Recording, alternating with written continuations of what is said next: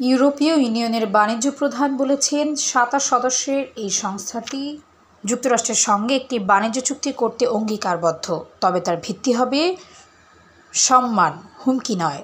Donald Trump EU থেকে যুক্তরাষ্ট্রে আমদানিকৃত সব পণ্যের উপর ৫০% হারে শুল্ক আরোপের হুমকি দেওয়ার পর সংস্থাটির দিক থেকে এমন বক্তব্য এলো। খবর বিবিসির। ট্রাম্প বলেছেন, যুক্তরাষ্ট্রে তৈরি হয়নি এমন সব আইফোনে ২৫% আমদানি শুল্ক আরোপ করতে পারেন। পরবর্তীতে তিনি বলেন, সব স্মার্টফোনের ক্ষেত্রে এর শুল্ক প্রযোজ্য হবে।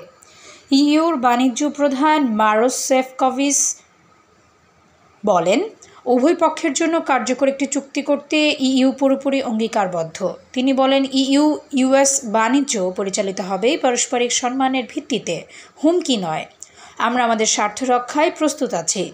গত মাসে ট্রাম্প ইইউ-এর অধিকাংশ পণ্যের উপর ২০% শুল্ক আরোপ করেন।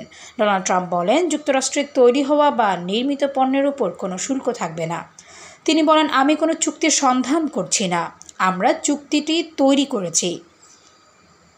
ইউরোপীয় ইউনিয়ন যুক্তরাষ্ট্রের সবচেয়ে বড় বাণিজ্য অংশীদার। যুক্তরাষ্ট্র সরকারের হিসেবে ইইউ বছরে $৬০০ বিলিয়ন পণ্য পাঠায় আর $৩৭০ বিলিয়ন পণ্য যুক্তরাষ্ট্র থেকে আমদানি করে।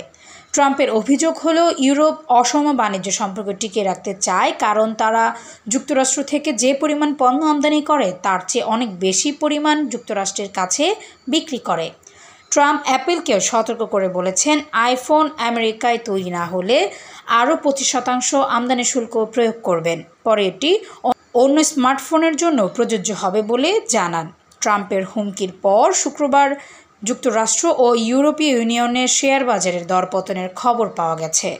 Desk report, সমযোগ।